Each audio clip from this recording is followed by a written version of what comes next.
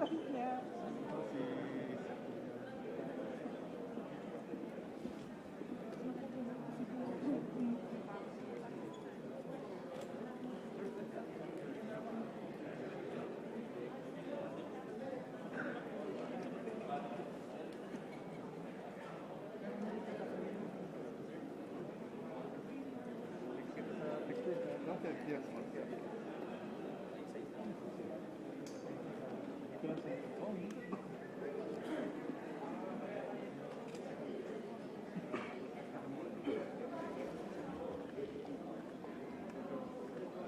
okay lang. Hindi naman nakaharap.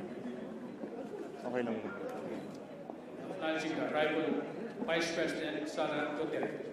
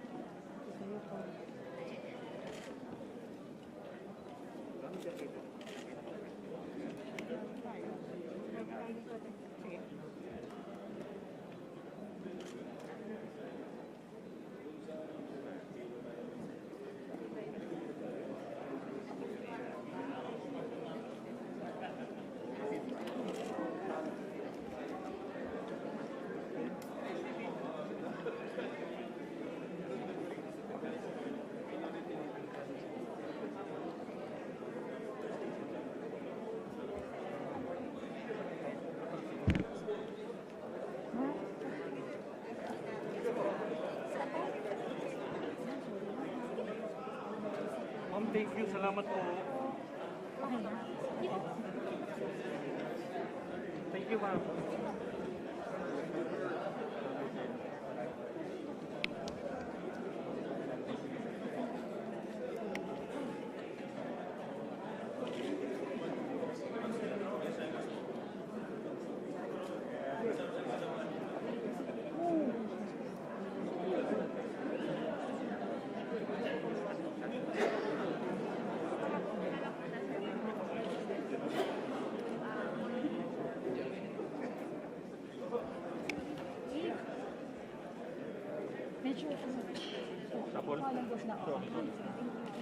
Thank you, sir.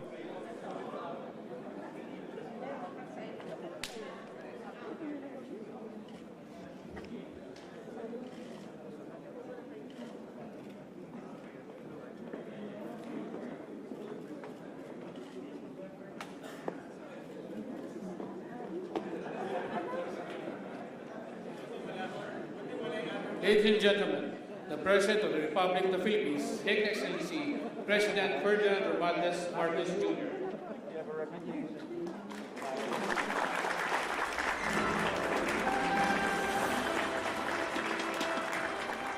Boss.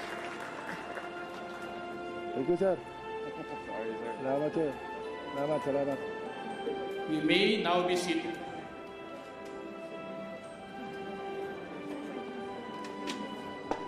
We invite our distinguished guests to join the President to witness the signing to law the Subscribers Identity Modernization Act.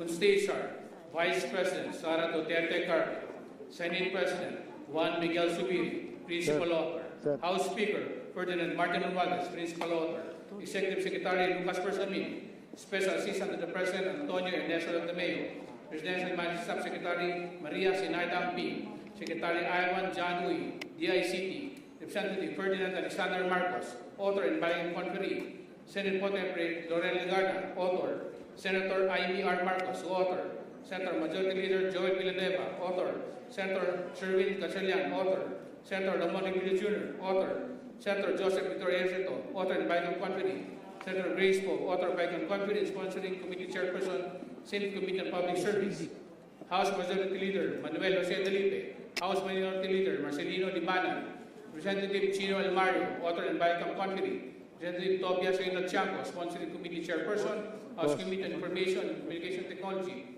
Representative Jude A. Asidre, Representative Rexy Gatchalian. They are joined by Senator Christopher Lawrence Go, Senator Maria Lourdes Nancy Binay, Senator Cesar Villar, Senator Sonny Angara, Senator Rafi Tulfo, Representative Roman Romulo, Representative Stella Luz Kimbo, Undersecretary Ruth Castello, Undersecretary Guido Dule Jr., Undersecretary Alexander Ramos, Deputy Director General Michael Eric Castillo, Commissioner Gamiel Cordova, Commissioner John Henry Dunaga, Police General Rodolfo Esrin Jr., Director Menardo de Lemos, Director General Ricardo de Leon, President Jose Sosa, Board of Directors Gina Patena and Hazel Rose Pascual. Upon the President's signature, House Bill number 14 and Senate Bill number 1310 shall now become known as Republic Act number 11934, entitled An Act Requiring the Registration of Subscriber Identity Module Cards. The law provides for the regulation of the sale and distribution of subscriber identity module card or SIM cards to promote end-user accountability and prevent proliferation of mobile phone scams and data breaches.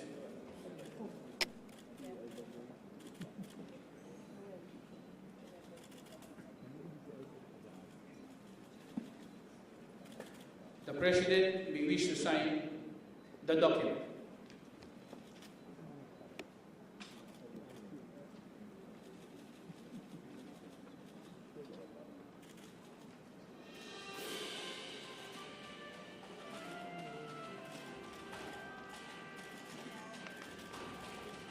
We invite everyone to face the cameras for a quick photo opportunity.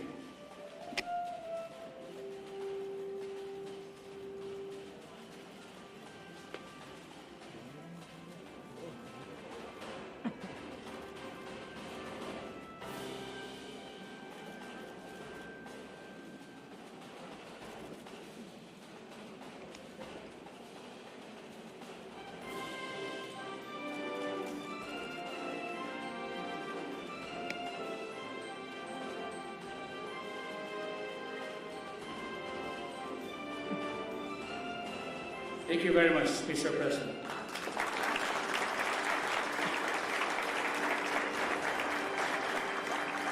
Once again, we invite everyone to face the cameras for a quick photo opportunity.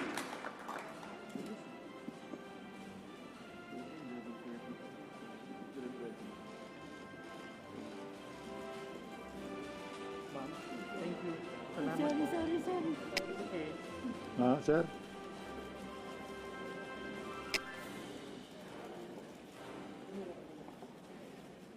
Thank you, Mr. President, and thank you, distinguished guests.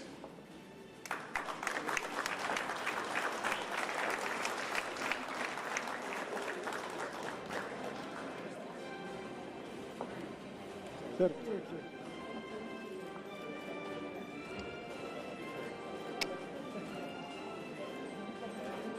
We may now all be seated.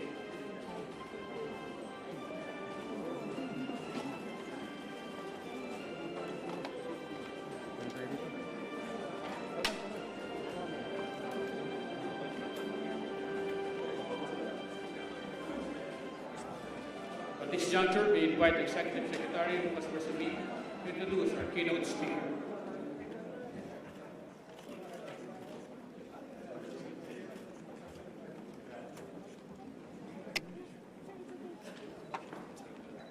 Ladies and gentlemen, the President of the Republic of the Philippines, His Excellency Ferdinand Romualdez Marcos, Jr.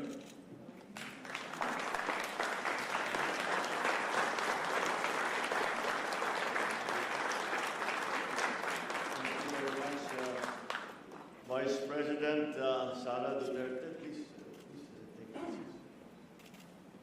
Senate President Juan Miguel Zubiri and the other honorable members of the Senate, House Speaker Martin Romualdez and members of the House of Representatives here present, Executive Secretary Lucas Bersamin and the members of the Cabinet, other distinguished guests, ladies and gentlemen, good afternoon.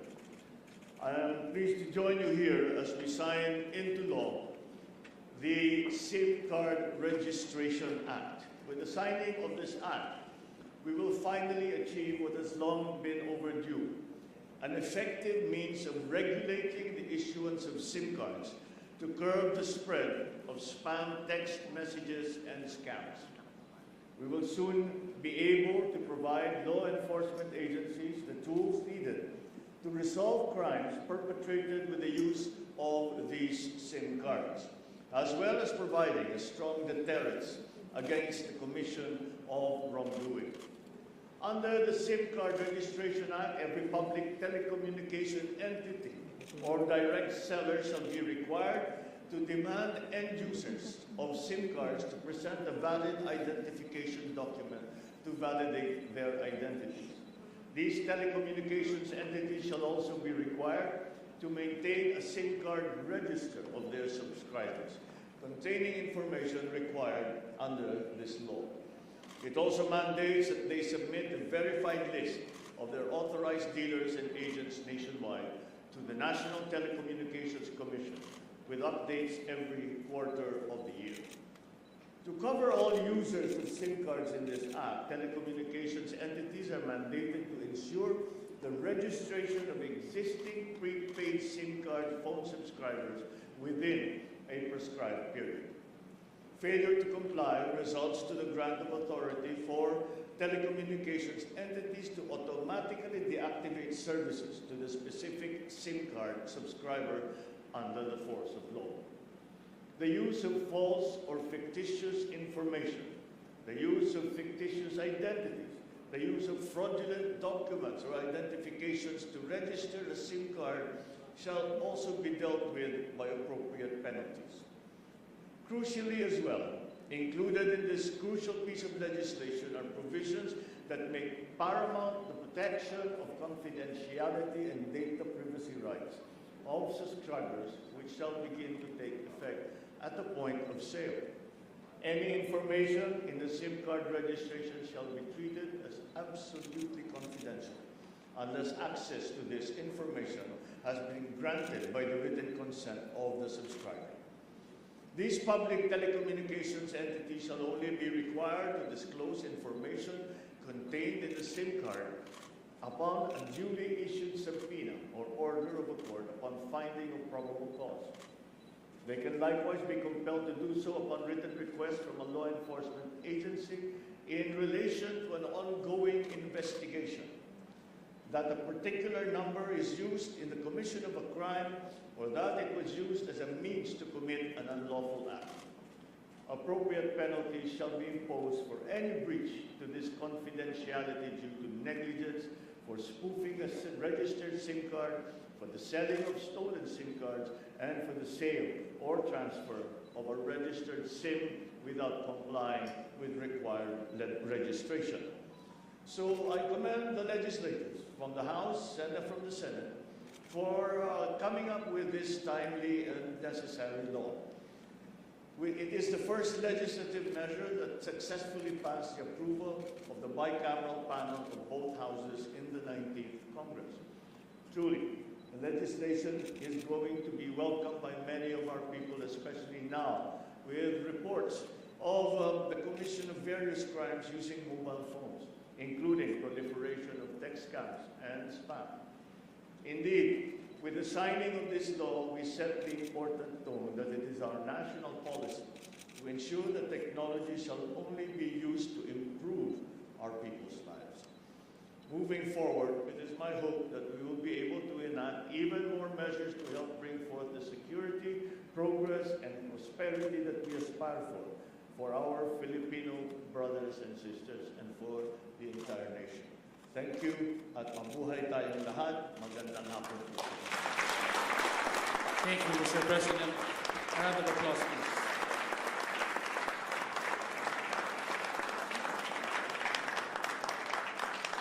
Ladies and gentlemen, that concludes today's event. We'd like to request everyone to please remain seated until the President has left the hall. Thank you.